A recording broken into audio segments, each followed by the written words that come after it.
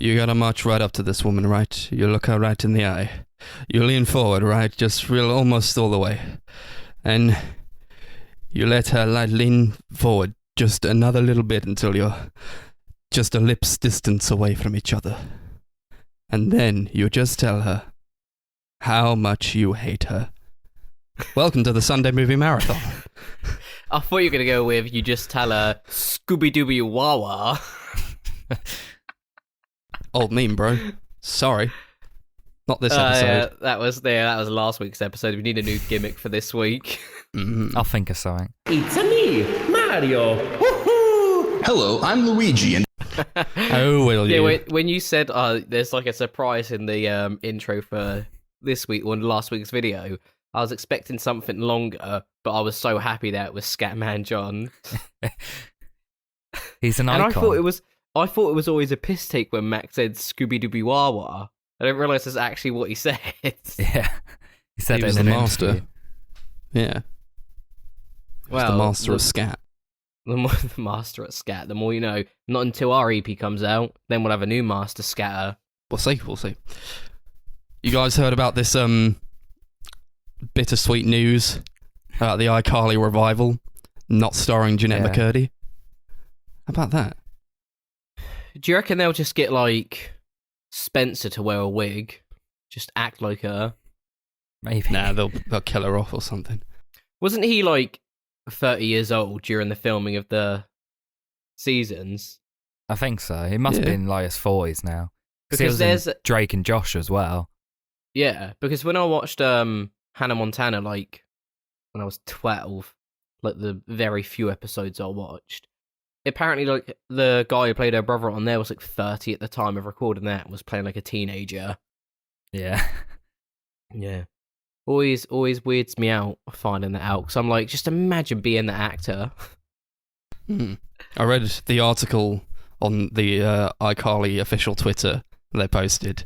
And they said that iCarly's coming back to Paramount Plus, the new Paramount streaming service, because everybody's got to have a streaming service now. And in the article, they said that Jeanette McCurdy was not returning. And apparently on a podcast that she does, she said that she was embarrassed of every role she'd ever done, or like most of the roles that she'd done. Can we just talk about the real issue? Why are you following the iCarly official Twitter page? I have. Yeah, there we go. To be fair, I don't even follow the podcast Twitter page, so... I also follow Out of Context iCarly. It's just loads of random pictures from the show and loads of like promotional images and stuff.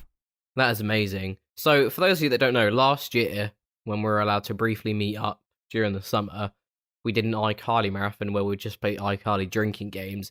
So this revival comes out just in time for us to continue that. Yeah, as soon as we get out of lockdown. Can you imagine? We're right can you in imagine there. it, boys? We're not outside down the beach in sunny weather like everyone else, making the most of the brief time we'll be out of lockdown before we inevitably go back in. No, we'll be sat in my bedroom, watching iCarly, drinking cheap beer from the corner shop. Yeah. We should get like I a don't regret it. projector screen so we can watch it all in your garden. Watch a projector in the garden in the midst of summer. Yeah. Do you We should realise be you won't outside. see anything? Nah, I'll be on fine. those cool summer nights. We will Just literally just watching hear iCarly. it. That's all you need. Yeah. I don't know if they're I think getting we're Gibby back. I think I we're didn't like hear anything of him. That's alright. I think we're doing up the garden this summer in all fairness, because we've got a new we've got a new dining room table, the exciting life of an adult. But the old one, we've just got the tabletop. We don't really know what to do with it. I think I've already said this before on the podcast, but we're making a drinking game dartboard out of it. My idea. That's going in the garden, getting a fire pit, cleaning out the shed, putting all the shit that we don't need in there. I think summer this year, with the recording of the documentary and EP, having a lot of fucking fun, it's just going to be amazing, especially after the year that we've had. Yeah, we can actually finally do the marathons together. No. You're not coming, Chris. I'm talking to Max. I'll just But sit until outside then- Max's window and just look in. No. But Me and Max will be together. You'll be outside looking in. Yeah, that's what I said. We'll But even until have then- Darcy. We've got some movies to discuss. Indeed we do. Is there ever a good segue to get onto the movies without just saying, today we've got some movies to discuss? Not really. Like we're doing school presentations and they're like, okay, Chris, go up and do your presentation now then. Today I talked about so-and-so. Well, I guess half the time that doesn't even work because we're not talking about them. So, That is true. so we got If some ain't- movies to discuss. If it ain't broke, don't fix it. Indeed. So starting off, the recommendations, I picked a film directed by Michael Gondry and written by Charlie Kaufman, who's probably my favourite screenwriter, Eternal Sunshine of the Spotless Mind. This is a film starring Jim Carrey and Kate Winslet. Jim Carrey plays a guy called Joel, and him and his girlfriend Clementine break up, and he finds out that she's basically gone through this procedure to completely blank out any memory that she has of him, and in a fit of rage he decides to do the same, but as he starts going through the process he realises that he actually wants to keep a hold of some of the good memories that he has, and then he starts trying to fight against the machine and save onto those memories as they're being erased. So a nice happy movie. Sounds like Terminator. He had to fight against the machine. Just Arnold Schwarzenegger comes out. Fuck it, the memories now.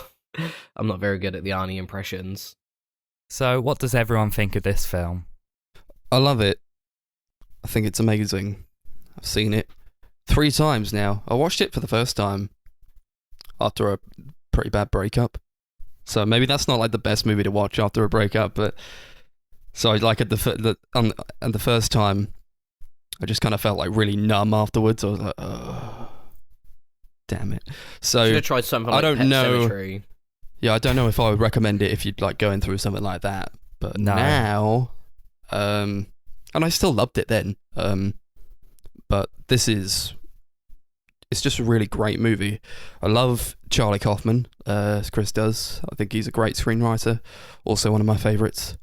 And this is like, I just think he understands people, and it really comes across in his writing. You just like, he gets it, you know?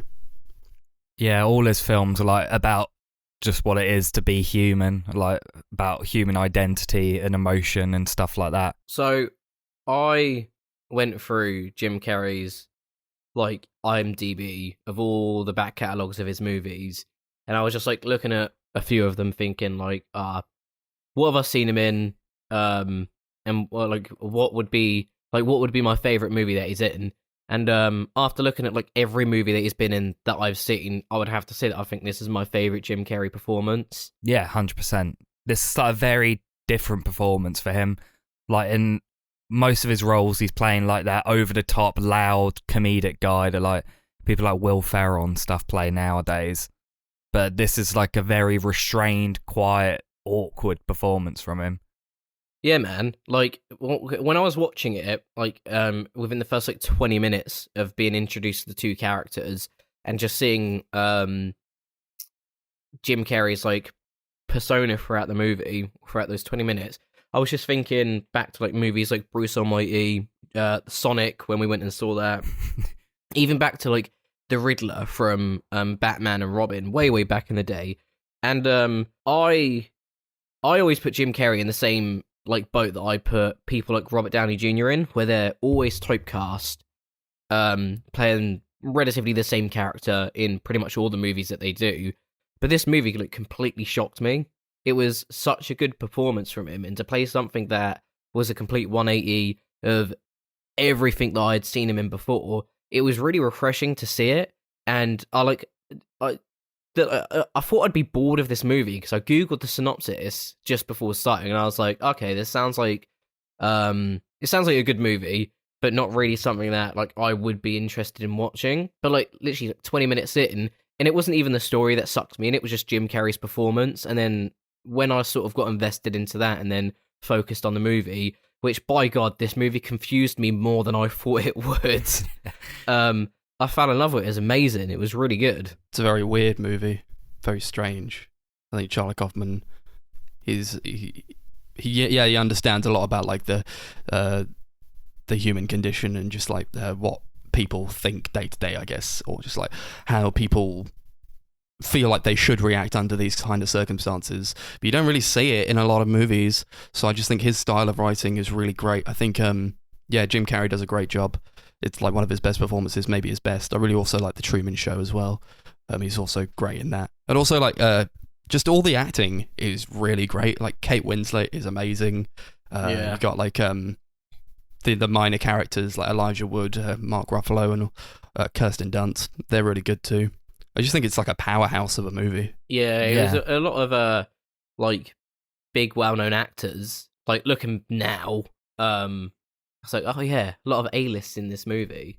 Yeah, it's crazy the amount of people that are in there. Like Elijah Wood, must have been like one of the first films he did after Lord of the Rings. Yeah, he played little weasel of a character. He did little creep. But I mean, it's like crazy to go from acting in what was at that point like one of the biggest film franchises in history and following it up with like a pretty minor role in like not a high budget comedy movie or drama. Well, at least you know movie. he's not like one of those actors that are like, oh, I've just been like the face of this franchise for the past like 6 or 7 years. I'm too good for this role, or you need to beef up the part. Like, at least he's willing to do parts like this, where he's not the main focus of the movie, and there's not really an integral part to it, or like the sort of spotlight is on him. You get me? Yeah. But like, I had to watch like explained video after this because I was so like I had an idea of what was going on. I knew they were like I knew they had met each other before. They had their memories erased, and then we were watching them do it again. But I didn't really figure out which order it went in, and well, it really cleared it up afterwards. Really good explanation. The video that I watched on YouTube, and it was it's so weird to watch the movie in a non-linear order. I was like, oh, okay. Yeah. There's they do like hint at how like what part of like the timeline it is. Of a hair color or something, isn't it? Yeah, her hair color changes throughout the film. So when they first meet, her hair's green. In like the fantasy sections, it's red. Then there's like orange at one point, and then like after they break up and meet again, then it's blue at that point. That is such a genius way of like keeping track of which timeline or where you are in the timeline, because it fits in so well with her character, like her being sporadic and like dyeing her hair, and something as minor as that can have such a profound impact on you figuring out the movie itself. Yeah, and it's such like a subtle thing. Like I've seen this film multiple times, and I never picked it up on that until I think this time around and looking into it. Yeah, you just wouldn't know, would you? I also love like their relationship, Joel and Clementine. You see like a lot of these movies now, like romance movies, they don't get it. They don't understand how to portray romance. They don't understand how to portray like human relationships. They're just like, these are two people and you're going to watch them fall in love, and it's going to be done in 2 hours or like whatever. And this is like, it's not that long. It's like an hour and 40, and it just gets it. You know, I think it always feels real. It feels like a real relationship. You get all these like arguments and these like just really nice moments between the two, or like just when they're at odds with each other. It's like how a real couple would like handle these kinds of situations. So I appreciate that. Yeah, I think part of that like is a testament to just how good Jim Carrey and Kate Winslet both are. Like the two have like incredible chemistry throughout, and like they really sell like the idea of them being a couple. And I especially love like the scenes of them like first meeting and starting to fall in love. Like, because it's very like awkward. Like Jim Carrey's quite shy, and like Kate Winslet's like the complete opposite. She's like very confrontational and like forward, and you can tell that there's definitely like an attraction and feelings there, but both of them are like portraying it in completely different ways, and I find that like really interesting to watch. It's like incredibly realistic. She's very defensive about a lot of things, I think. He's like saying that she's like nice. She's like, you don't know me. You don't know if I'm nice. Oh, yeah. And then it's like, oh, so I'm trying to be nice. Do you know any other adjectives? Yeah. I love when they bring that bit back when Elijah Wood's like in the car with her, because like Elijah Wood gets with her later in the film after her mind's been blanked, and he's like using pieces of what Jim Carrey originally used to like fall in love with her or get her to fall in love with him, and he just like at one point just says, "You're really nice," and she just screams at him. Yeah. Well, this is the whole thing of like, if two people are meant to be, they're meant to be. Despite the fact they broke up, had their minds erased, they still somehow wound up together again. Yeah, It's a good through line, isn't it? It's like you wonder if you might ever get this done. I know we've all been through like breakups. We know how like terrible they can be. At times, maybe you do think, yeah, if I could just like erase all this, then I wouldn't have to hurt anymore. But I think a good through line with this movie is that you need to feel those emotions. That's what like makes us all human. And maybe at times it like really sucks. It's like very difficult to feel the fallout of a relationship, but it's necessary. Yeah, definitely. I've spoken to multiple people who have said that they think this film's like super, super sad and depressing. And I think I thought that way the first couple times round, but this time around, and also when I watched it like maybe a month or two ago, I just found it like really sweet, like the way that the two characters come back together at the end, and like there's a possibility it's not even like the first time they've gone through the mind wiping thing and like ended up together. And you've also got like Kirsten Dunst's character like falling in love with her boss and finding out that she'd done that before as well. Yeah, that was a twist I didn't see coming. Yeah, it just kind of seems like a lot of the films like saying that like some people like regardless of where they are in life are going to be attracted to someone else, and if you take away the memories and stuff, then they're going to just be reminded what attracted them to the person in the first place. It's also like you different relationships work at different times. So like maybe at some point in a person's life, a relationship with one person might not work, but then like give it a few years and maybe it would work.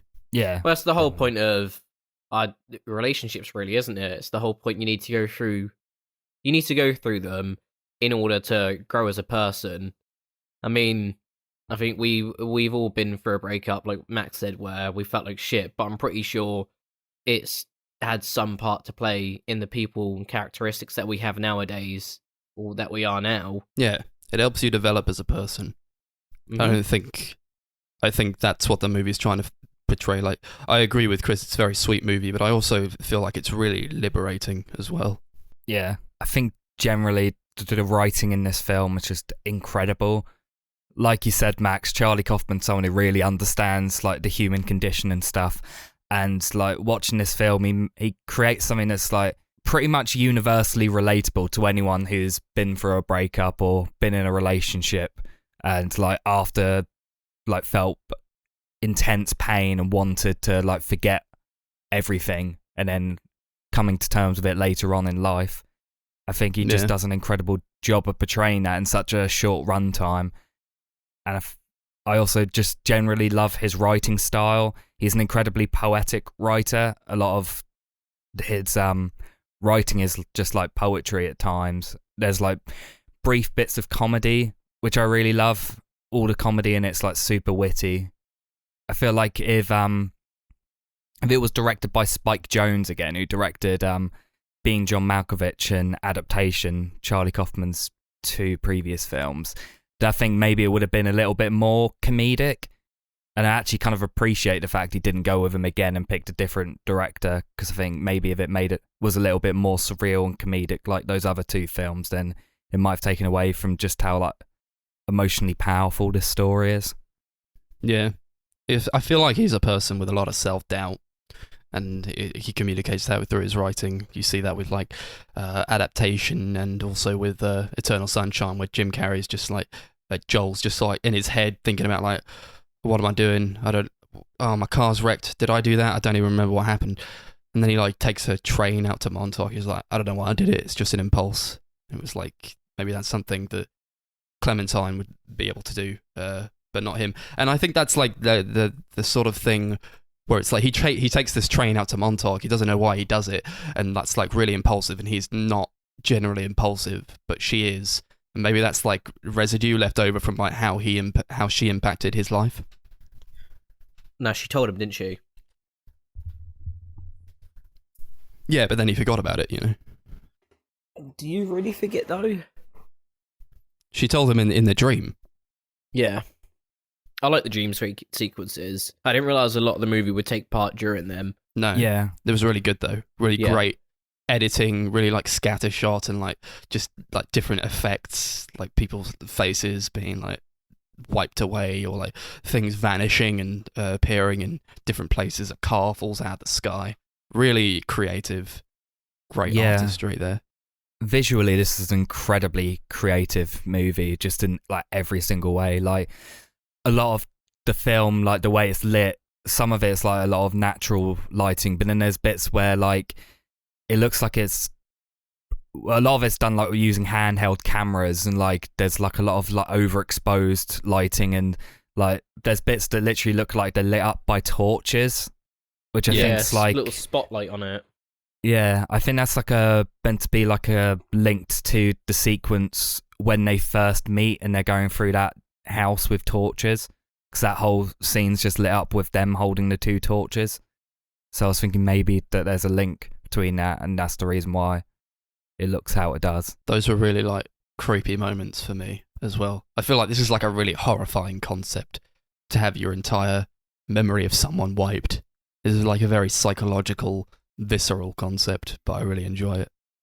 Yeah, also maybe regretting the decision after making it. Yeah, definitely. Or while making it. He's like screaming in the dream, they can't hear him because they're like all high and like dancing on top of him while he's... I love the bits where Joel's and his memories and like they're being erased. Like obviously, like you said, Max, like their faces like start going blank and stuff, and like all like the sound design there is incredible. Like because some of the people like talking as they're being erased, like it's suddenly like super heavily distorted, and you can't understand anything they're saying. I think it's just really cool and well done. It's a really weird moment, like a really trippy moment when he's like first getting his like memories whatevered.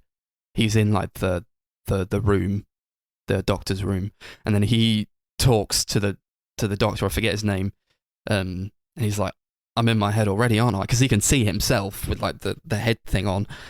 And the doctor's just like, "I suppose this is what it would look like." I'm like, what the hell is happening here? Because he's in the reality, but he's also in the dream as well, and he can talk to the people who are in reality, but he can also talk to Joel in the dream. That really, I think that like weirded me out. Like the first time, I was like, "What the hell is happening?" It's really creative how they do that as well, because obviously you see like there's like basically two versions of Joel. There's one of him like sat down talking to the doctor, and there's one of him standing by the door. And apparently there was like no cuts or anything. It was like Jim Carrey sat down on the chair, and when the camera moved to he wasn't in shot, he quickly jumped up and quickly like took off his hat and jacket and stood where he was supposed to stand. So it was all done in like one take in one shot. Wow. That's great. I love that. That like reminds me of like Scott Pilgrim versus the World, where they like Scott like runs away out of frame, and then there's like a body double who like jumps out of the window in the same shot. Really, There's a name for that trick, but I can't remember what it's called. Pilgrim. I know Edgar Wright like always tweets about it, and is always like tweeting clips of films like that. I can't remember what it's called. This is Chris from the future, just reporting in to say that what we were talking about is called the Texas Switch, which is a technique where basically someone does a stunt or something and then like invisibly transitions to a different person. So like you could go from lead actor to stunt performer, or even like in the case of Eternal Sunshine where it's literally Jim Carrey switching twice like seamlessly between two characters. Enjoy the rest of the show. Most of the like those surreal like that surreal imagery and that like lighting and stuff, that was all done like using like proper just practical effects. Like very little of the film's actually digital effects. It's only really like when the cars are falling down from the sky, or when the house is like falling apart at the end. So you got bits like there's a bit where Joel goes into a memory of him as a child, I love and that. like he's like standing there, like basically as a child, with like basically as the height of a child, and everything like surrounding him in the kitchen's like massive. That felt like a weird Lord of the Ringsy type perspective shot. Yeah, that was exactly how they did it. Like they built the scene like that, and they like just there's like a forced perspective set up. Yeah. Oh, so good. I love it. That's a hilarious scene as well. I want my mummy. Yeah. Yeah, seeing a child Jim Carrey just weirded me out. Yeah. And then they're like in the sink having a bath, but they're really small. That's so funny. I love it. There's a lot of like cool scene transitions as well, where you see like Joel walking through memories. Like there's a bit where he's like goes into Clementine's work, like after she has her mind wipe and she like doesn't recognize him, and then he walks out of the shot and literally walks from the work from one room and then emerges into his friend's house, and stuff like that happens a few times. It's really well done. Yeah, that was amazing. Like all the lights start going off, and he's in the house. So good. I love when he walks. He like tries to see who Clementine was talking to, so he like goes to like Elijah Wood's back, and he's like trying to turn him around, but it just keeps going to like the back of his head. Yeah, that bit's really weird. I love the shot that's on the poster of Joel and Clementine lying on the cracked ice, like just talking. Yeah.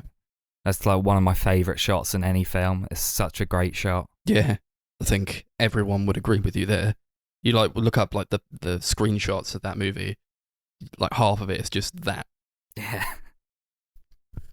I love the part where like Clementine's like they're trying to hide Clementine because Joel doesn't want her to leave his memory anymore.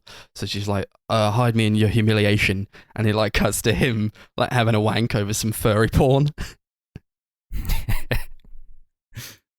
I love the music in this film, all composed by John Brian, who's one of my favourite composers. Like, there's just a lot of like, most of it's like pianos and strings, but there's also a lot of like weird, like reversed sounds, which add this like surreal sort of element to it. It's just really beautiful. I think it's super unique. Yeah, I really love the music too. Like when they're meeting for like what we assume is the first time, it's like really like peppy and upbeat. It's like kind of jazzy at times as well. Yeah. But yeah, really interesting. Also like the sound editing as well. You don't usually notice it in movies, but it's like they really took advantage of how they were able to use sound. Like you hear like in the dreams, Joel can hear the people who are like erasing his memory while they're like in his house eating his food. Yeah. Just really creative sound usage, I think. I also noticed that throughout the early part of the film, after Joel finds out about Clementine erasing him, like you see certain things like subtly start to disappear from the scene, like when he gets that card that says that Clementine's had Joel erased from her memory, Clementine's name like vanishes from the card. Yeah, I thought that was just like really interesting thing they did throughout. Yeah, it was great. I as much as she is like a minor character, I do really like Mary, played by Kirsten Dunst. I think she's just really good. Just this. I've not really seen her in much, to be honest. I mean, I've seen her in like the Spider-Man movies, but I think she plays a really like interesting character here, who like kind of turns the plot on its head a bit at the end when she decides to give like everyone who's had their memory erased their like tapes back, where they're like saying all these horrible things about their exes. And that was like a really like uncomfortable but like nice scene when they're just like listening to like Joel's listening to Clementine talk shit about her, and then she does the same with him. It's really it's really great. Yeah.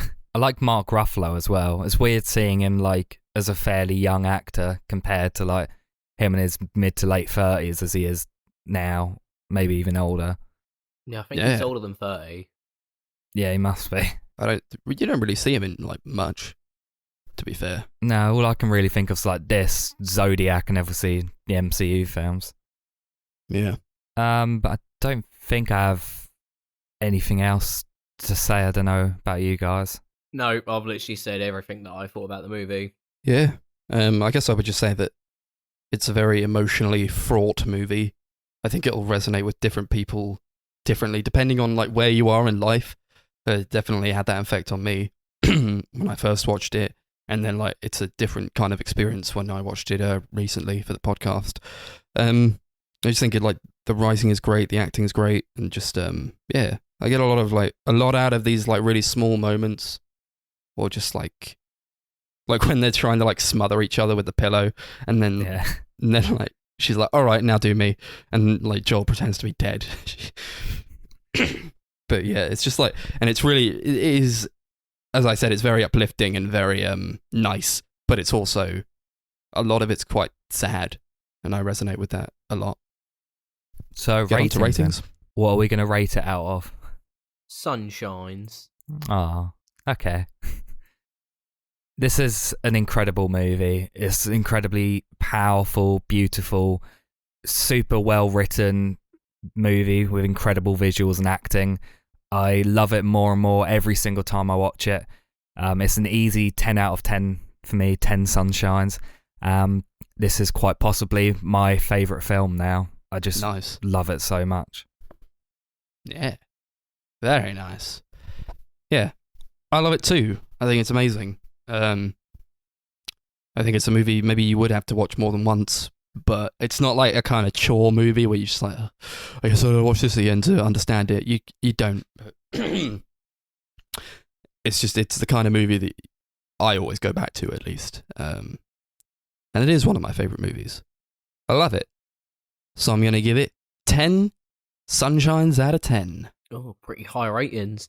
Yeah, I love this movie more than I thought I would. Don't know what else to say other than what we've already spoke about. It's really good, amazing movie.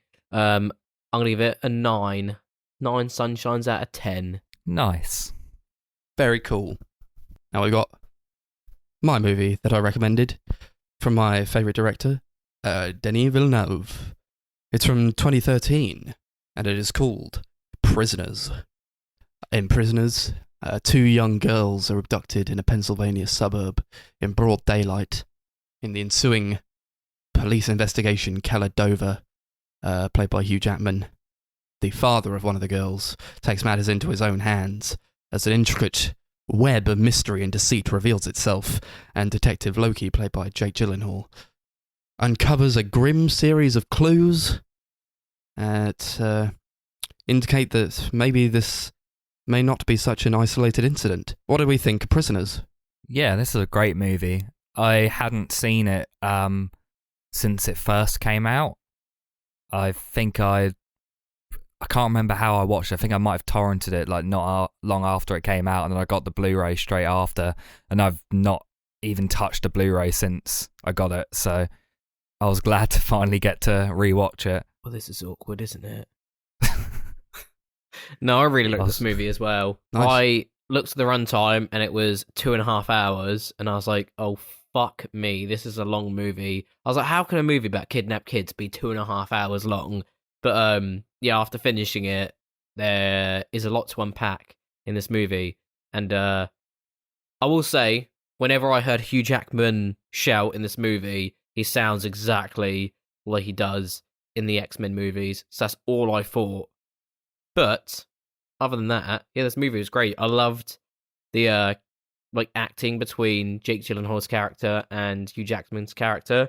Really liked that. And it's sort of, there's a line at the end of the movie after everything comes out, and turns out Hugh Jackman has just been torturing was essentially an innocent man for like 4 days. And his wife says like, oh, he's a good man. He just did whatever he had to do to get our kid back, to get our daughter back. And like at that point in the movie, I was like, yeah, maybe this is telling like a story of how good people will go to the extreme lengths of whatever they can in order to get back something they've lost at the expense of someone else.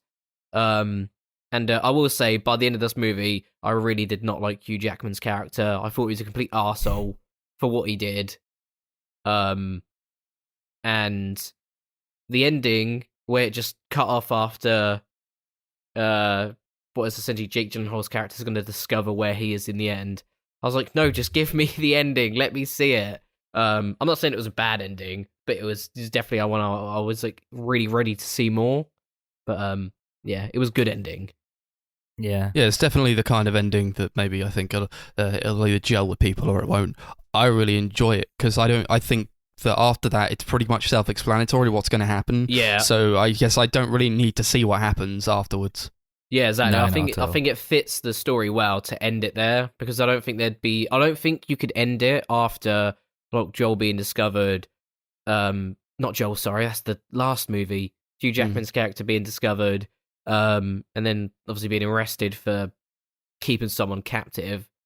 Yeah, I think it was a perfect cap-off moment. Yeah. In the original script, he wasn't going to be discovered at the end. He would have like just remained a missing person till he eventually died. I thought that was going to happen. Genuinely thought that he was just going to die. Like, they just wouldn't find him. Yeah, I think that would have maybe made it a little bit too dark. Yeah. I don't know, dark, but like, I mean, it's a pretty dark movie anyway, but maybe it would just... I like this ending better, I guess. I think there's a little bit of hope, but like, you know that he's going down after this. He's going downtown.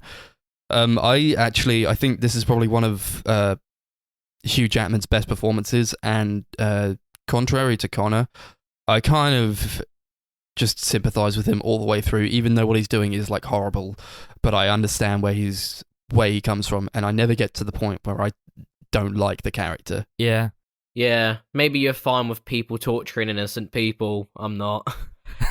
Up until the last part of the movie where you find out that Alex had virtually nothing to do with it, and Joel didn't bother letting him out after finding this out. I was like, yeah. It shows the darker side of morality that people are faced with. Like, don't get me wrong, I definitely sympathized with the character. And like throughout the movie, I was like, oh, maybe this guy does have something to do with it, but he's not the main guy behind it. So this is justified.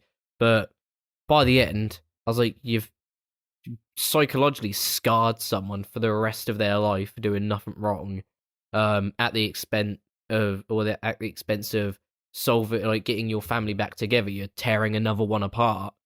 And looking at it from that aspect, after the movie, I was like, yeah, I just didn't like him. And it really annoyed me when like his wife was like, he's a good person.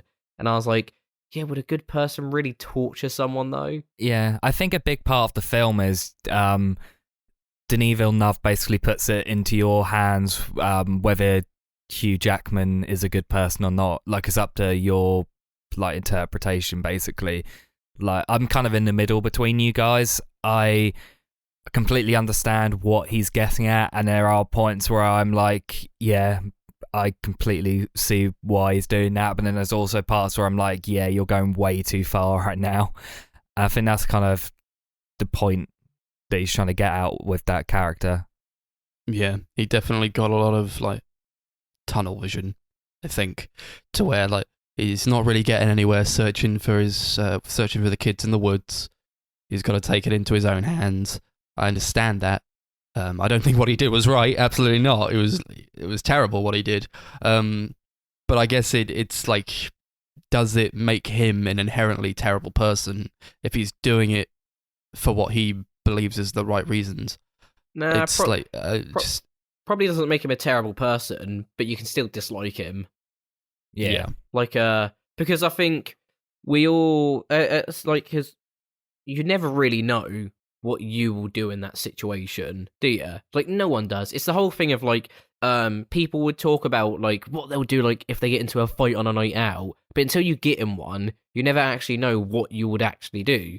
Adrenaline, fight or flight can do fucking weird things to you. So for all we know, we could be in the same situation and we could choose the same moral grey line that he does, and do what, as his wife says, needs to be done. But at the end of the day, does the ends justify the means? Yeah.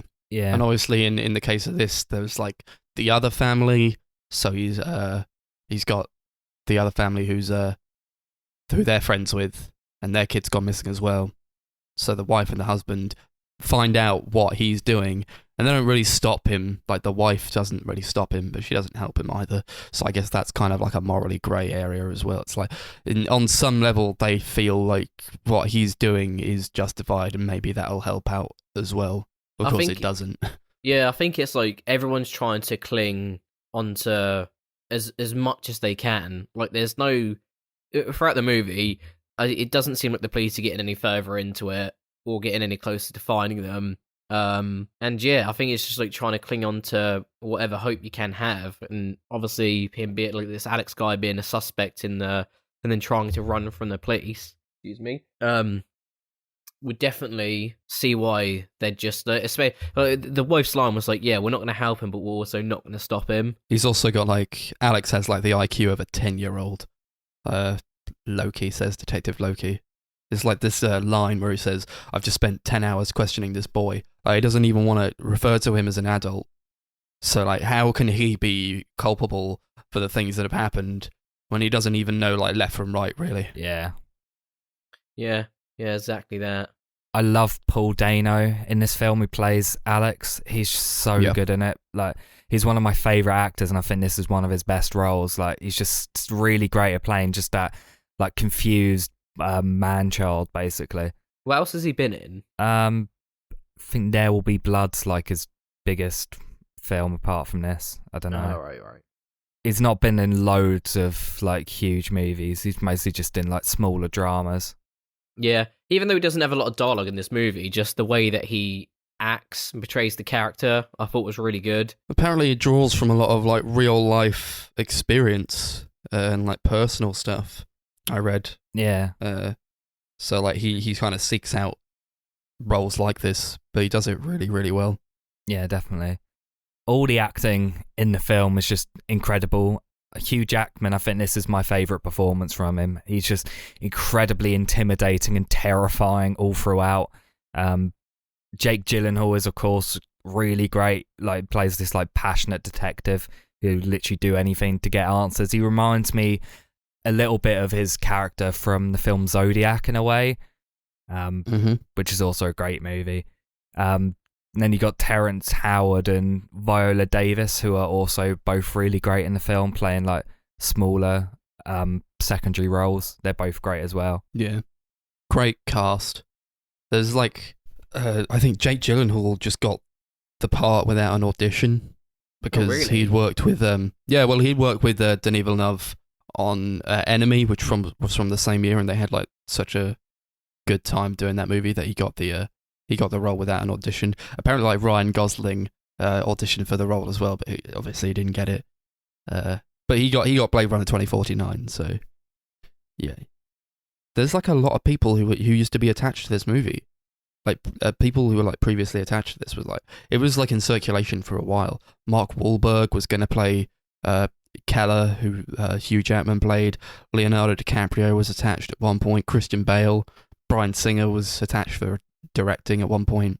Antoine Fuqua was attached for directing. Hugh Jackman was attached to that role, and then he dropped out, and then he came back in. And Jessica Chastain was also rumoured for it, but obviously she's not in it. Just like a lot of like cycling through people. But I think in the end, you come up with like a director who really enjoys the story he's telling and he wants to tell it. And you get the actors who work well with the director and they work well with each other and their dynamics are amazing. And it just all comes together to form this like pretty much perfect like crime thriller. It's just, it's really up there for me. The script was on the 2009 Blacklist, which is like a list of scripts that Hollywood compile every year of like the most liked unmade films. A lot of films eventually get made, and this was obviously one of them. I think it definitely would have been interesting to see it with someone else, but I feel like it's one of those films where it's just like a perfect storm of like cast, crew, everyone on it. Like, I feel like if you take away any of the parts and replace it with something, it wouldn't have been anywhere near as good as it is. Yeah, I definitely couldn't imagine like any other actors being in the roles. Maybe for like the sort of side characters, so like their wives and like all of them, but not for the two mains. I couldn't imagine Hugh Jackman and Jake Gyllenhaal not being like two of the mains. Yeah. I do think this is probably my favourite Jake Gyllenhaal performance, to be honest. He's like one of my favourite actors. He does a fantastic job here. He is great in this. He's got like a lot of his character was derived from just like stuff he thought of. So like he's got like all these tattoos that were his idea. He's got like this weird past where he's like he didn't really have a family. He's got like a kind of a blinking tick. Yeah, I noticed his that. idea just adds a lot of layers to the character. It feels really lived in, and like the fact that he has a backstory that they don't even go into in the movie, but it's there, and it propels the character to like you understand why he's so passionate about getting to the bottom of this. Yeah, I love his little breakdown that he has after one of the suspects just kills himself, and then they're just like, Oof. his captain just says to him like, yeah, you can't solve everyone or save everyone, and he just fucking loses it and smashes up his desk. Yeah. That was a like horrifying scene as well when he was it Bob Taylor? Yeah, that's Kills what I was gonna himself. say. That scene's so good. I remember the first time I watched it, I literally was like, it blew my mind. I was like, what the fuck? I had no clue what was going to happen after that. It's just like super tense building up to it, and when it actually happens, it's like so disturbing. And I just love that it happens and like everyone's basically just stood there like in shock. They don't know what to do at that point. Yeah, it's high octane. Even like when I've watched this like more times than I care to count at this point, but that still gets me. I was like had my like hands like partially covering my face at one like that point. I was like, oh god, don't do it. Even though I knew he was going to do it. There's a lot of really dark and disturbing points in this film. Like a lot of the film is made up of basically Hugh Jackman torturing Paul Dano, and no scenes are all like super disturbing and hard to watch. I think like the tensest one is where he gets like a hammer and he starts like smashing this sink if he doesn't get answers, and eventually he just smashes it into the wall. That was so it's just good. Terrifying. A lot of screaming from Hugh Jackman in this movie. I think that one of my favourite scenes, and it might be my favourite scene, honestly, is when Loki finds Keller. He's about to go into the house. He just like goes into the liquor store, buys some liquor, and then he sits in Loki's car and he just has a go at him. It's just like this one long scene where they're just like, it's just back and forth dialogue, but it's like really great writing. And then Hugh Jackman just like blows up at him. It's so good. Yeah, their dynamic is constantly super tense. Like you can just tell Hugh Jackman's on the verge of like snapping every time they talk. He's also like a Christian as well. He's got like a lot of like a religion to back him up. He's always like praying to God, hoping that God will forgive him. There's like a part where he's driving away and like on the radio it says like he's listening to some sort of sermon or whatever, and it says like man born in sin and therefore born into trouble. I was like, that's a good like, that speaks to his character, I think. Yeah. Or like the situation as they find it. Yeah. I love how the film looks. Like it just has like this really cold look because it's set in winter, and like there's just a constant like drab cold look to everything, except for like when they go into Anna, one of the girls who gets kidnapped, her room, which is like constantly super bright and like pink and colourful. I just love that there's like a juxtaposition there. Yeah. I think Roger Deakins, baby. Yeah, I think it just adds to the whole like, it's a pretty dark film, and with it like constantly being raining all the time as well, just kind of makes you sort of like kind of lose hope as you're watching it. Yeah. Definitely. I love like a lot of the camera angles as well. Just like the way that Tony is able to like, or like Roger Deakins is able to use the camera. Just like from these like weird perspective shots, like when Keller builds like the bath thing where he's like locked Alex in this bath, and then you see like a shot from like above, and you see Keller just like knocking on the on the wood where he's like trapped Alex, just like screaming at him. It's really just interesting ways to like frame scenes and shoot scenes. Yeah, I like the sort of inner shots of when Alex is in that Yeah. bath area, because he says, "Oh, no light can get in, and we can only talk to him through this little funnel." And whenever you get shots of Alex in there, the only bit of light that's lighting up just like his eye and a little bit of his face is the light coming through that little tunnel. And I thought that was just lit up and shot very well. It made it feel like quite claustrophobic. Yeah. You said like you can't even like. There's no room to stand up. There's barely enough room to sit down. You see like this like one bloodshot eye. It's that's probably one of my favorite shots in the movie as well. Yeah. The film just generally start to finish is an incredibly like suspenseful and tense movie, and I think it just does a great job of like constantly building that up throughout the film and constantly getting more and more tense. Like when you get to the third act, that like it's such an incredible third act of them finding out who kidnaps the girls, and like Hugh Jackman's character confronting her in the house and like her pulling a gun on him. It's such a great scene. Yeah, well that like really took me for a spin, because when the other couple's daughter gets found, but not his, as she says like, "Oh, you were there," I originally thought like he had lost his mind or something, and he had actually been involved in like kidnapping them, and I was like, what? And then like when it clicks and he goes to her house, like the Alex's abductor's house essentially, and then he goes, and then like you start to make, so there's a part in the film where Jake Gyllenhaal's character like goes to sex offenders' houses to like see if they're suspects, and he goes to like this priest's house or old priest's house, and he finds like a dead body in the basement, and the guy says like, "Oh, he has said he'd kidnapped like 15 people, and he had killed them, and he was going to keep kidnapping them." And then like Jake Gyllenhaal's character goes to the old woman's house, looks at the picture of her husband, and then when he goes back there again, you see the necklace just around his neck, and you make the connection that it was her husband that the priest had killed. And then you're like, "Oh, okay, so she's the one who kidnapped them." And yeah, it's a great reveal. Yeah, whoa, Jinx! Hey, hey. Skadoosh. Yeah, it was really good. Like really good acting from her as well. I don't know the actor's name.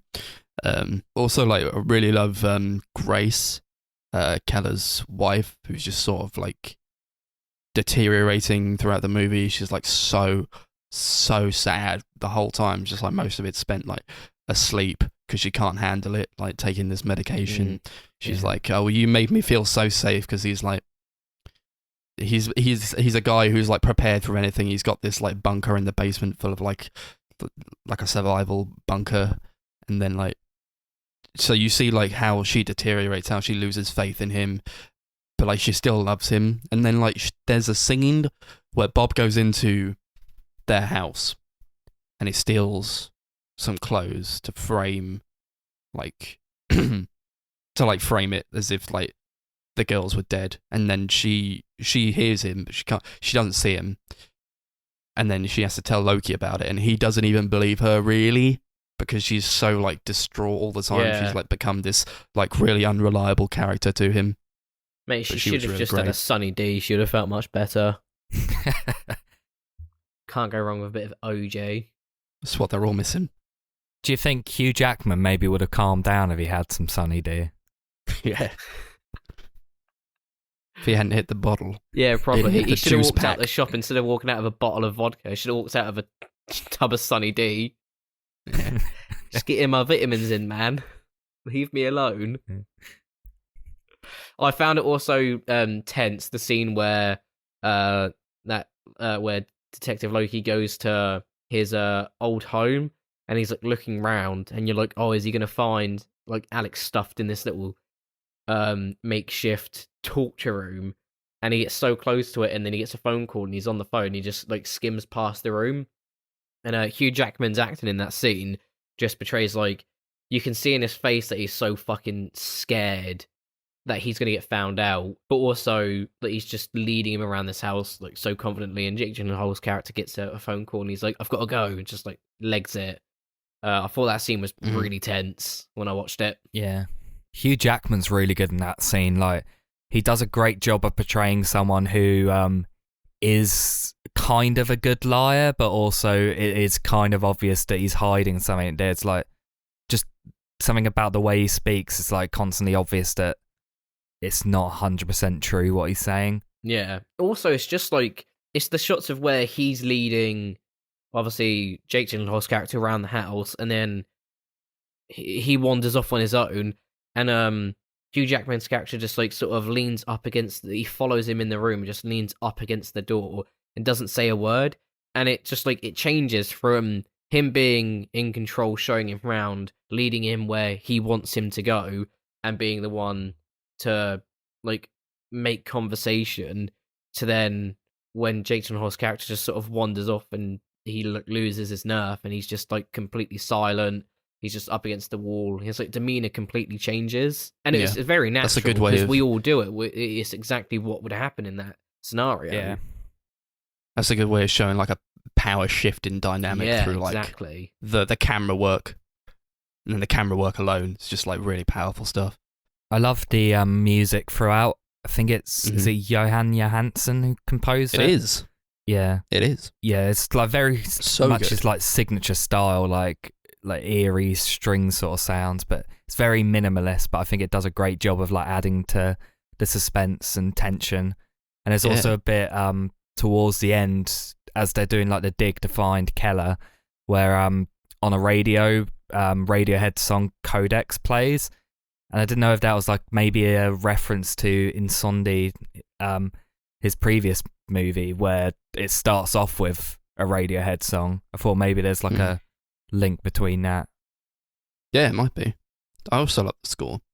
Just like this really like it's quite varied, honestly. It like sets a really like tense atmosphere, or like it's not the kind of movie where or like the type of score that tells you exactly what you should be feeling, but it enhances the atmosphere that's already there. So like a lot of the time it's like this deep and like ominous, like low sounds, and sometimes it's like very orchestral. So I love that like changing throughout the score as it goes along. Really good. Yeah, it's all really, really done. Well done. I love like the race to the hospital at the end, where eventually Loki finds Anna, and he's like been shot by the woman. And then, like, he's got, like, blood running down his face, and there's all these, like, bright lights as he's, like, speeding down the motorway, all these cars, and, like, it's raining. I think we mentioned, like, the fact that it was, like, always, like, poor weather, but I think the rain was used really well just throughout, and especially in this scene, where it's just, like, all these, like, blurry colours where, like, the blood's running into his eye and he can't see. So good. Also, like, that scene where he's like, where it shows him like rubbing his eye, and like, you can obviously tell that he's getting delirious like throughout as the scene goes on. I don't know why, just the fact that his character had the blinking tick and he would constantly do it, coupled with him continuously wiping his eye and trying to get some visibility, like looking back, making sure the kid is still alive, Hannah, and then trying to look in front of him and his vision's getting blurred and he's like fucking struggling to keep the car in control. It just all added to that scene being just so, and it's another scene where it was just tense, where you're just like, I thought he was going to crash, and I was like, please do not crash this fucking car. And where he just like sort of like rubs his eye, looks up and just notices that he's near the hospital and just like turns in. Yeah, that's like great acting as well. Yeah, I also love like the interrogation scene, like at the beginning, where Loki is interrogating Alex. He's like got him like right up against like the corner. It's this really tight shot, and he's just like in his face, and he's like, "Did you hide them? No. How did you hide them?" He's like disregards it completely. Does that a lot, and that's like, I don't know a lot about like interrogation, honestly, but it's like you ask them a question, they answer like, oh, "Did you do this?" No. All right. How did you do it then? And it's like just this really like great back and forth where Alex is very just like insular and very afraid. You see like how like you see the experience in the character of Loki. I just really love it. Yeah, I've gone through all my notes. Don't know about you guys. No, that's me done. Yeah, without talking about every single scene in the movie. Yeah. Yeah, which I could do, Mm-hmm. but I won't. Yeah, that's how Okay. I feel about the next film. Yeah. Yeah. So we'll give Okay. this one out of whistles. Sure Yeah, thing. yeah, the red whistles. Yeah, I love Denis Villeneuve. This was the first film I saw by him back when it came out, and I really loved it then. And I loved it even more this time around. It's just an incredibly exciting, tense, atmospheric thriller with great acting and writing. And it's just really well shot. I love this movie. I'm going to give it 9 red whistles out of 10. Maybe that would go up to a 10 next time I watch it. I'm definitely not going to wait like 7 or 8 years or however long it was to rewatch it. Yeah, it deserves it. Oh, I've got like one piece of trivia I'll just reel off. I found on the IMDb. In this film, a detective named Loki obsessively tries to find 2 kidnapped children. In Norse mythology, there is a tale where the god Loki persistently tries to protect a child from a giant named Skrimir after Odin and Tonir had both tried and given up on the task. That's also like a really good portrayal of his character as well. He just like won't give up. Yeah. Yes, this movie is amazing. I love it so much. Denis Villeneuve, he's a master. He's one of the masters, one of the best directors working today. Love him so much. This movie gets a 10 whistles out of 10. Yeah, I'm gonna cut straight to the point. You've heard my thoughts of this movie throughout this review. I liked it. It did not feel like a 2.5 hour movie, and even after the 2.5 hours, like I said, at the ending, I was just sitting there waiting for more to happen. I didn't realise that we were so close to the end. So I think if a movie can just completely make you forget about time, it has to be good. So I'm also going to give this a 9 whistles out of 10. Nice. Epic. So that brings us on to the final movie, which was my recommendation. This is one that Max gave me to watch. It's another film by David Lynch after me saying that I wanted to see more of his movies. It's Eraserhead. I'm not even going to try and explain what this movie is about because I have no idea. There's a lizard-looking baby, a woman in a radiator, and that is about all I got away from it, and that's only because I've read the synopsis halfway through this movie, because I had no clue what was going on. I'll start. I really didn't like this movie. It was awful. It was so painfully bad. I will never watch this movie, nor recommend this to anyone for as long as I live. Awesome. This movie, I like this movie. I like it a lot. But I gotta say, every time I watch it, I understand a little bit less about it each time. And the problem I have with it, like, honestly, I don't want to like shit all over it. I do really like it. Go but on, the problem do I it. have with it is that I think it has a lot to say, but I understand maybe about 20% of it, and the rest of it I don't care enough to delve into. What is the movie trying to say? Because I picked nothing up whatsoever. Well, it's a very artsy film, Right. so I guess it's like whatever you take away from it personally. And the problem is that I don't take loads away from it. But what do I you think take away there's- from it? Ooh, let's see. What do I indeed? I think that it's like a lot about like dealing with like. Okay, here's what it is.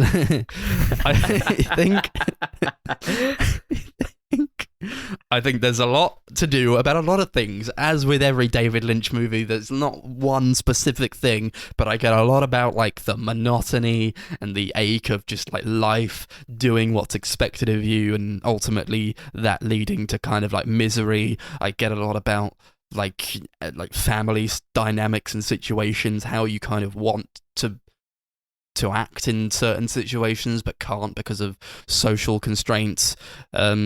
I think like some of it's like the main character Henry. He and Mary, who's like the mother of his child.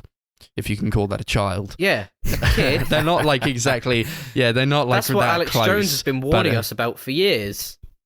Yeah, I think like they're not exactly close. Their dynamic is kind of fraught, but I think that speaks to like maybe having to deal with something serious that kind of ties people together, but like despite them not wanting to be near one another. And I think you get that a lot with different families or just like different like relationship dynamics where there's something there, but a lot of it is like you don't want to be there. But you kind of have to. I will say this about what you've just said. Some part I agree with. There's the scene where like they move in with each other and it's raining, so you've got the rain noise or the rain, the wind, and the kid keeps fucking crying. That scene annoyed me so much. I really wanted to just stop the movie there because it stressed me out. And maybe that's what David Lynch was going for in the scene. Yeah, because I think it was. It really pissed Mary off to the point where she went home. And I was like, yeah, I'd do the exact same. Like, it just annoyed me I was just like, please, just like, an annoying sound. And it's not even like it was consistent so you could get used to the rhythm of it. It was just so painful to listen to. And at that point, I was like, yeah, like, oh, this guy's life seems to be going down the shitter. He's clearly in a relationship that he doesn't want to be in. He fucking, obviously, is just new to being a parent. Was shocked when he found out that he had a kid. Probably wasn't ready to be a dad. But other than that, what's this bird in the radiator doing? Like, what's that about? Yeah, think. I'll get to that in a minute, but first of all, kind of want to set the scene a bit. This is a very dark movie. It's black and white. It's like I don't know what the aspect ratio is, but it's tight. It's like a box. And it's like this like post-apocalyptic kind of world where like there's not really many people about and like there's always noise. It's like constantly noisy from like the outside, like this industrial soundscape, and just like so there's just this constant like annoyance to like the characters, and also maybe if you're watching it you don't really care for like how loud it's all being. It's a very like just it's always there, and I kind of like that about the movie. But I think like Chris probably has a lot to say about it because he loves this movie. I will just say quickly, I think it might just be your DVDs like in 4:3 because I've got the Criterion Blu-ray and it's in 16:9, so it feels like the whole screen. Shitting me? No way. Yeah. Oh my god. Cheers for lending me a botched DVD, Max. I would have loved the movie if it wasn't for you. I had no idea. Yeah, I don't know if you really miss a lot. I'm sure you don't miss much of the shot, but yeah, it's 16:9. Why is it that's annoying. Why is it a lizard baby? That's what I don't get. What was he trying to do? So, one of the things I got from this film, especially this time round, after having watched like all of David Lynch's films in the last couple of months, is that I feel like this is a very personal film for him. He, the character of Henry or Harry is basically him in a lot of ways. Like he basically has his haircut. He the film is kind of all about, in a lot of ways, about this guy who's had a child when he didn't plan it. It's like a weird child that's constantly screaming. Like suddenly he just feels incredibly lost, and it seems to be kind of inspired by his own like fear of fatherhood, because just before he wrote the film, he went for a similar thing himself. Like he suddenly had an accidental child who was born with like severely clubbed feet and was like had like multiple birth defects and was constantly screaming and stuff like the child in this. Could you imagine being his kid and watching this movie? Cheers, Dad. Yeah. Thanks, mate. Yeah, if I was his child and watched this, I would have been like, was there a point when I was a kid that you wanted to murder me? As well as that, David Lynch as a guy seems to be very obsessed with sex. Like, sex seems to draw into all of his films, like Blue Velvet and Wild at Heart. are just filled with graphic sex scenes, and as are a lot of his films. And I think there's like a subtle theme of like a fear of sex that kind of runs through some of this film.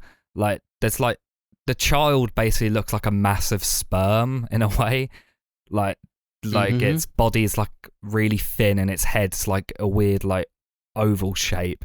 There's a scene with the lady in the radiator in on the stage, like starts like smashing like sperm like characters like on the floor weirdly, and like I think the opening sequence which has Henry like floating in space and like this weird sperm thing coming out of his mouth, I think that's meant to be like a metaphor for him impregnating Mary.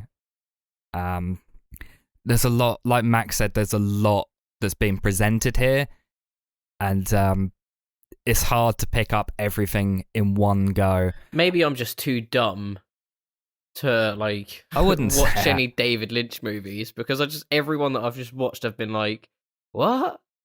Is there a reason for this? Well, with art, I think everyone gets something different from it. Some people will look at, like I went to the Tate Modern with my girlfriend Darcy last year, and there's like a whole room of just blank paintings, literally just blank canvases that have nothing on them.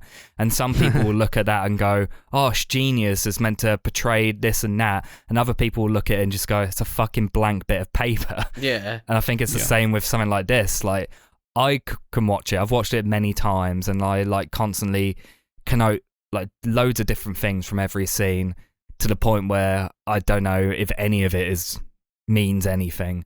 And I get a lot out of it, but like you, Connor, you may watch it and just go, this is pretentious bullshit. And neither of us are right or wrong. That's just our personal interpretations of the art.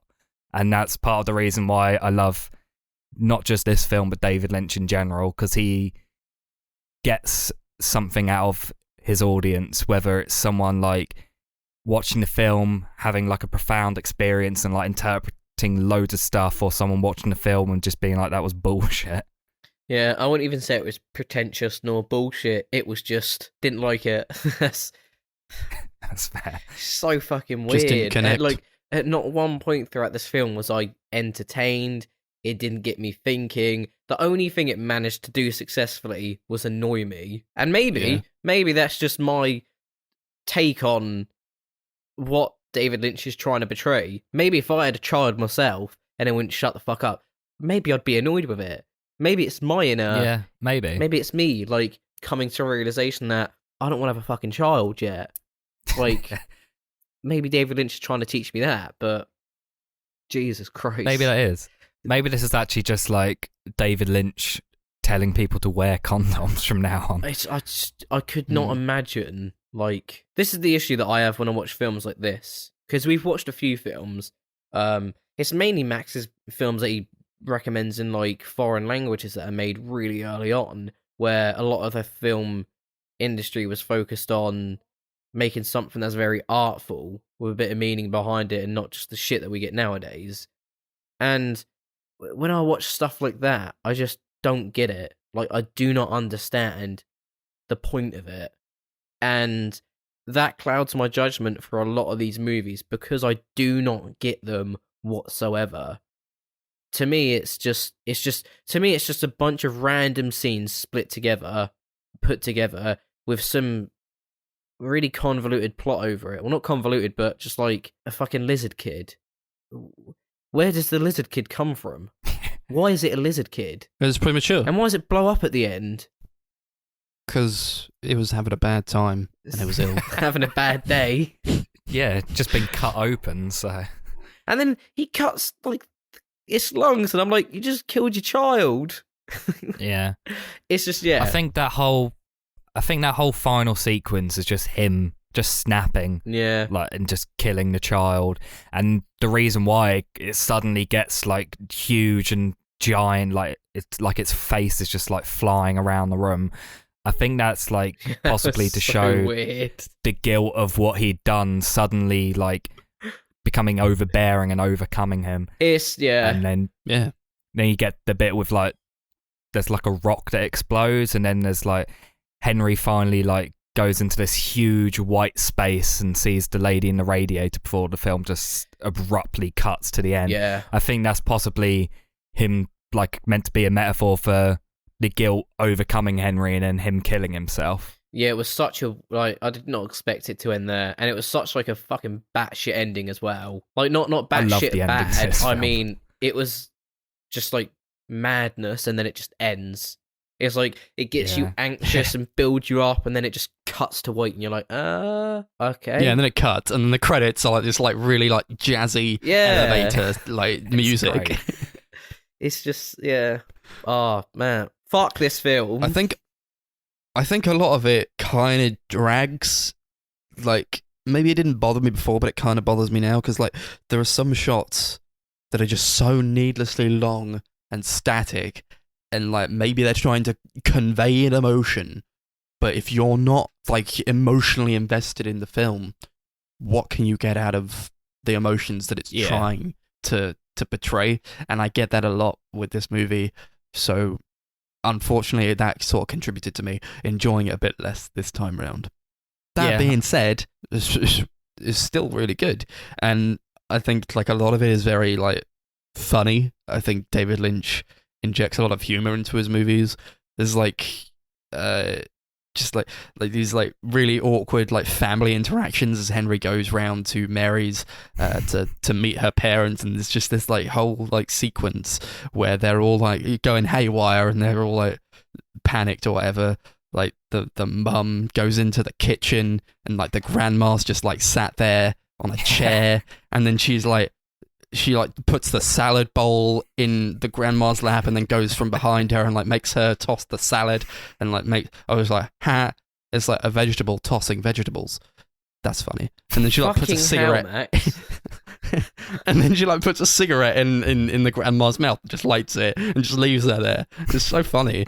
And then, like, there's just, like, this dad who's, like, constantly, like, upbeat and smiley, and he's like, haha, yeah. And, like, he's like, oh, and he's, like, smiling at Henry, and then, like, Mary comes out through the door and she's, like, sobbing, and then the dad doesn't even care. He's just, like, staring at Henry with this stupid grin on his face. And it's like, there's this moment where it's just them in the room, just the dad and Henry, because, like, the mum's gone and had a go at Mary because she's had this baby. And he turns to Henry and he goes, so, Henry, what do you know? And then he's just like, oh, I don't know much. And that's it. And then it just stayed silent. There are I love that two parts in that scene that are the only parts that made me laugh, and the only parts of the film that I found interesting. And it was when the mum walks out, says, Henry can have a talk with you, and then he walks over to the living room. She goes, did you have sex with Mary? And it's like, what? And then after, like, she makes out, she starts, like, kissing his neck, and Mary comes over and is like, leave him alone or some shit, and she walks into the kitchen, and the dad grabs her arm and goes, this dinner's getting cold, and then she just walks in. He doesn't care, like, whatsoever. This dinner's getting mighty cold. I love that scene when she's just like starts nibbling Henry's neck. She's like, did you and Mary have sexual intercourse? Like 5 times. Like, I don't think I should be telling you that stuff. Yeah, I love that whole sequence. It's probably my favourite bit in the film, just that dinner scene. Like, it's just so weird and awkward. Like, the dad's, like, at one point talking about how at one point his arm, like, died in an accident or something. And he was like, the doctor said I'd never be able to use my arm again. So every single day I just started rubbing it, and eventually it came back to life. Yeah. And, like, talking about the chickens that are man-made, and they bring out, like, these tiny, tiny chickens. When Henry goes to carve into it, just blood starts pouring out of it. That was disgusting, that part. You just cut it open like a normal chicken? And the mum's, like, sat across from the table and, like, she's, like, wiggling her tongue around, like... She starts, like, ululating. Really yeah. So strange. And I just love it. freaks It's out. so funny. Chris, what did you take away from this movie? I kind of said a lot of it already, like how I feel like a lot of it is, like, a metaphor for being an early father and, like, the stress. Yeah, but of what that, do you as well take as, away like, from it? You said it was personal to David Lynch. Yeah. I mean, I've not gone through this experience yet, so Did you? maybe one day when I have kids, I'll understand it perfectly. Was there anything that stood out, spoke to you, made you think? A lot of it's very weird, so obviously it makes me think. Like, I'm all constantly like trying to work out what is happening. I don't think it's like... It's a very personal film, like I said, so I feel like it's one of those films where you're not... It's kind of going to be hard for everyone to get something out of it. So it's not a film that like resonates with me personally, but it's definitely a film where I understand bits of it, I guess. I don't know. I understand. A lot of it's very strange. Yeah. Say that again. I think I get a lot from like trying to get away from like the mundane and like trying to get away from this life that you've sort of found yourself in. Like when Henry, I don't know if it's like a fantasy or like if he actually did it. I mean, honestly, it's a David Lynch movie. Anything could happen. But then like this woman comes in and he's like starts having sex with the woman and the bed turns into a cauldron and he's like covering the baby's mouth because like the baby's crying and he just wants to get laid. Yeah. We've all been there. I love the just sound design and music in the film. Fucking say that and Like, then move on. Most of like the sound design and music's like just white noise and wind sounds. Yeah. It's like very signature David Lynch sound design. That's what stressed me out so much. Yeah. It's very dark and atmospheric. Like there's like a lot of low level industrial sounds and it's just like has this very threatening and like confrontational atmosphere. It's like clearly quite influential on like a lot of films. Like David Fincher tried to imitate it a lot in Seven. I think maybe he pulled it off a little bit better in Seven, but yeah. I don't know. I like the way that the world is presented, you know. I like that it's like this just constant noise. There's like when Henry's outside, you hear like in the background there's like music playing. Now, I was like, that must be like diegetic. He must actually be hearing that. Because I feel like that's like, maybe it's like propaganda material, like you hear like in these like dystopian worlds, like trains going by and they're blaring this music telling you like about like the leaders you're under, maybe. Or just like this, I get like a lot of like this like totalitarian surveillance state kind of thing with it. I love the In Heaven song that the lady in the radiator sings. It's just really like creepy and ethereal. And then like as she finishes it, like white noise comes in, like almost like applause would if she was like performing it like concert or something. Yeah, that's a bop. Yeah, it's a great song. And the band The Pixies used to cover it all the time on their tours. Yeah, I like that song. Like at the end where like Henry gets turned into like his head pops off, and then like there's a plant on the stage. The plant starts bleeding, and then his head pops off, and the baby's head comes out through his collar, and he starts screaming. And then like a kid picks up Henry's head and takes it to a place, and then they're like he's like, I got a head here, and then this guy who's just at the counter, he's like pressing the buzzer like a million times, and then the guy comes out, he's like, okay, Paul. and then they just like take his head, they push it into a thing, and then they make pencils out of his head. I don't even know what the hell I'm supposed to get out of that. Yeah, I was talking to my mate Kai about this film yesterday, and we were like both like trying to work out what some of the film meant, and neither of us had any clue what that whole sequence means. I've seen this film many times and I have no clue what he was trying to say. Do you think David Lynch knows what he was trying to say? Probably not. Most of like a lot of his things from his films come from dreams, like just dreams that he has, and he just notes it all down. And sometimes like after he's filmed and everything, he will like realize what he was trying to say, and he'll like come up with his own personal interpretations. But sometimes I think it can just literally mean nothing. Yep. I like the part where Mary like storms out. She's like, I can't take this anymore. She's like been there for one night. She just like leaves, and then Henry's like, oh, you're just going to leave, are you? You're just going to leave? And she's like, I'll do what I want to do, and you better take real good care of him while I'm gone. And then she just, like, goes to the bed, like, crouches down, like, beside the bed, just, like, starts shaking the bed. Just, like, and she's, like, sobbing as well. She's always sobbing. That was so hilarious. This is, of course, a very influential horror film. Apparently, Stanley Kubrick, when he was filming The Shining, he made like the entire cast and crew watch this film to get in the mood for filming a horror film, and it ended up becoming one of Stanley Kubrick's favourite films. Yeah, I can definitely see how it would get people into recording a horror film. Yeah. But you guys like get anything from like the cabinet in Henry's place? There's like this cabinet. Whenever he opens it, my room starts shaking because the bass is so loud, and like there's like a worm in there, and then the worm opens up, and it's like this stop motion worm. Max, I've no clue. David Lynch could explain to me what this film means, and I still will have no idea what this film means. Weirdly, like I think a lot of people have like talk about how it's like meant to be about like the fear of fatherhood, and also like the themes of sex that I brought up as well.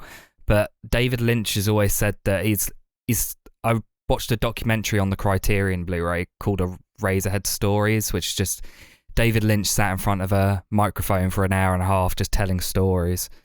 And he at one point he says he's like talked to maybe hundreds of thousands of people who've like told him their interpretations of the film, and he said that literally none of them have said that the same thing that he interprets from the film. Oh wow. It's easy to say that when you watch it and you don't even know what you meant to say anymore. Yeah.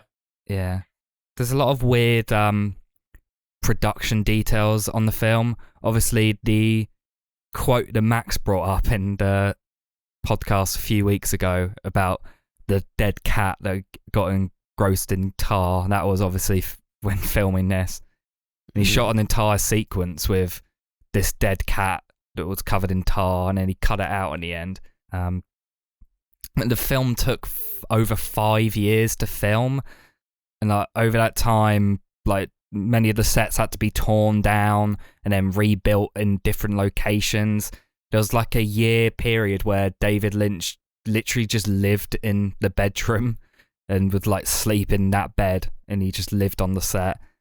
One of the cinematographers died 2 years in, and they had to find a new one to finish the film. Oh my god. Oh my god. And Wow. the actor Jack Nance, throughout all those 5 years, he had to keep the hair the exact same. He couldn't like change it at all. He had to constantly keep it that exact same God style. But there's like a lot of points where one scene will be filmed like one day, and then like it will literally cut to another shot or scene that was filmed like 2 or 3 years later. Jesus. There's like one point Christ. apparently where Henry opens a door, and like between him opening the door and him walking into the room, like 18 months have passed. Holy It's ridiculous. shit. Why did it take so long to get it made? I don't know. I think part of it's because I think everyone was working, because this, like, obviously this is David Lynch's first film, so he had to have a full-time job as well. He couldn't just make this all the time. Yeah. He also had a lot of problems when it came to financing the film. Like, he got finance originally from the American Film Institute, but they only gave him a certain amount of money because the script was only 22 pages long. Because obviously most of the film is literally just silence and visuals. Like, I think the first 15 minutes there's no speaking, and then the last half an hour there's no speaking as well.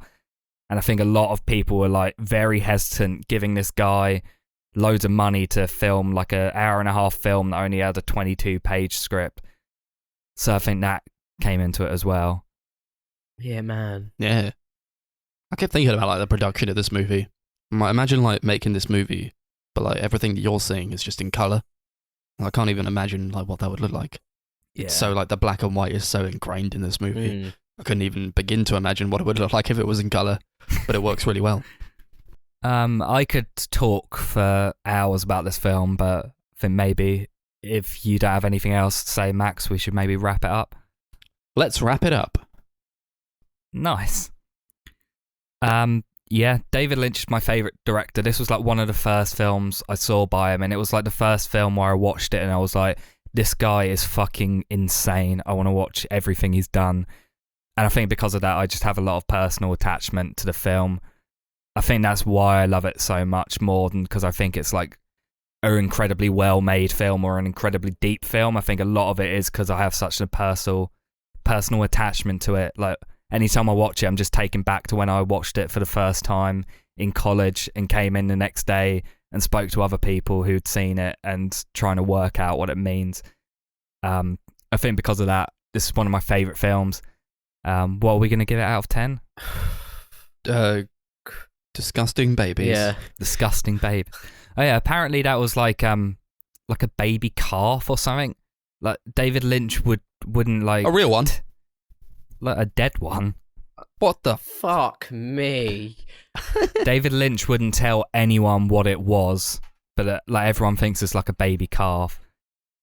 All he said was that it like was either it was born near there or they acquired it somewhere near there or something. Oh, they acquired it. Quickly, go Yes, steal that cow. I acquired it from a nearby place. Yes. Apparently, when they've finished the film as well, he buried it and like had a mini funeral for Oh, it. fuck me. Yeah. Here I am thinking like that baby's disgusting. It's all slimy and gross. God, I love practical effects, but it's just this dead calf. Fucking real. Oh my Not god. effects, this is real. Yeah, I love this film. It's insane. I can completely understand why people wouldn't like it, but I'm going to give it 10 weird deformed How babies can you out of give 10. it- I don't 'cause see how you got that conclusion. It's one of my favourite films, yeah, man. yeah. But I honestly can't imagine like sitting down and thinking, I really want to watch a movie. I'm going to put on a Eraserhead. I've watched it like twice in the last couple months, to be fair. I don't think I'll watch it twice in my whole life. Probably not. And that's the power of art, people. It is indeed. Yeah, I like this movie a lot. I don't like. I've watched it like a few times now. It sort of went down in my estimations this time around. I was kind of bored throughout, like a lot of the long takes, you know, and just like stuff that didn't really. It's like didn't make sense anymore to me, or like I didn't understand what David Lynch was going for. And at some point, that can be nice and that can be good, and I can delve more into that and get something more out of it. But when stuff like leaves your brain about what is trying to be communicated, or you give up on trying to interpret what's on the screen, what can you really do? That being said, though, it's good, and it's also a really great first feature, and it's just hugely artistic in pretty much every way. Like you can argue over like, oh, this movie's bad, this movie's like so pretentious, but like it's art. It's definitely art. So I'm gonna give it 7 gross disgusting babies out of 10. I didn't get this movie. I didn't take a lot away from this movie. I didn't enjoy watching this movie, and I didn't like this movie. I am interested to watch some more David Lynch's stuff, just to see if I can get an understanding of films like this, but I really didn't like it. And art is subjective, so if you liked it, fucking good for you. I didn't. I'm going to give it a 1 out of 10 disgusting babies. To be fair, this is like maybe one of his most out there films, like this and Inland Empire, which is like completely incomprehensible. This is very fucking not what I usually watch. I think this is probably maybe one of the only movies, or probably the only movie that I've watched that is just as batshit as what this is. Like in terms of just, it's just so, it's like it takes artistic movies and dials it up to like 11. Yeah. Inland Empire was pissed though. Hate that movie so much. My recommendation is Inland Empire. Funny enough. All right, should we move on to the recommendations then? Yeah, go on, why not? Yes, please. Nice. I've put a bunch of films onto a wheel of names. Gonna spin it and see what it comes up with. Oh boy.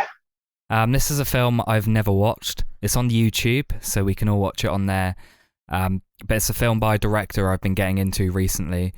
It's a film called Dead Man, directed by Jim Jarmusch. starring Johnny Depp Oh, nice. in like a very, very early role for him. Yeah, that'd be cool to watch. Get some more of his movies under the old belt. Yeah, there you go. Topical man. My recommendation is available on BBC iPlayer as I speak. I don't have BBC It iPlayer. is Well, it's free, so It's you can get free. it. Well, can you download it on like your PlayStation? Yeah. Dope. Yeah. Right, yeah, I'll do that. It's directed by Terry Gilliam from the year 1995, and it is called 12 Monkeys. That's really weird because similar to last week, I was going to pick that film and I changed my mind at the last second. Yeah, I'm not saying it. 1995 is my year of birth, so this movie is going to be epic. Epic. Everything that happened in 1995 was just a benefit to the world, apart from when it wasn't. So, Yeah, you're right. there's a few movies that I was going to recommend this week, just from what I've like been watching online, and then like films that I want to watch which I haven't seen, and I've been like tossing up between 3 movies, but I think this week I'm going to recommend Train to Busan because I think it's on Netflix. I'm 99% sure it's on Netflix. Do you want me to quickly check for you? Is this going to be like the other times you said I'm 99% sure it's on Netflix? Well, I googled it and it said it was. It's not on Netflix. Oh, for fuck Yeah, off. Oh, fuck me. Why does it always do this? Why does it cunt and tell me it's on a fucking streaming service? It's not. Yeah. It's on Netflix in loads of other countries, but not England. Oh, is it on Amazon Prime? No. Oh, you pricks. It's The Truman Show on Netflix? That was another one on the list. Yeah. I was actually. Let me just it? double check, but I'm 99% sure it is because I kept it on my list of recommendations because of that. Yeah, it's on Netflix Right. still. Watch that. I said to you guys the other day I've been wanting to watch that since like last year as well. So, you know, maybe things happen for a reason. Fuck Train to Busan, let's watch this. Yeah. Very nice. I'm going to change my recommendation to the Snyder Cut. Mate, you don't lie. That was going to be my recommendation, but then I realised like no one's going to sit down and watch a 4-hour movie. I'm going to watch it in the next week. Yeah, but I don't. Yeah, but I watching it for this podcast and trying to talk about a 4-hour movie. Yeah. Yeah, I haven't even I'll seen watch the it original. and I can talk briefly about it next week. Yeah, I'm going to Not watch it at bad. some point this week as well. Nice. Thank you all for listening. Obviously, we have our social media accounts. YouTube, The Sunday Movie Marathon. Twitter, @Sunday Movie Pod. Facebook, @Sunday Movie Marathon. And Letterboxd, @Sunday MM. Cheers for listening. Cheers for listening.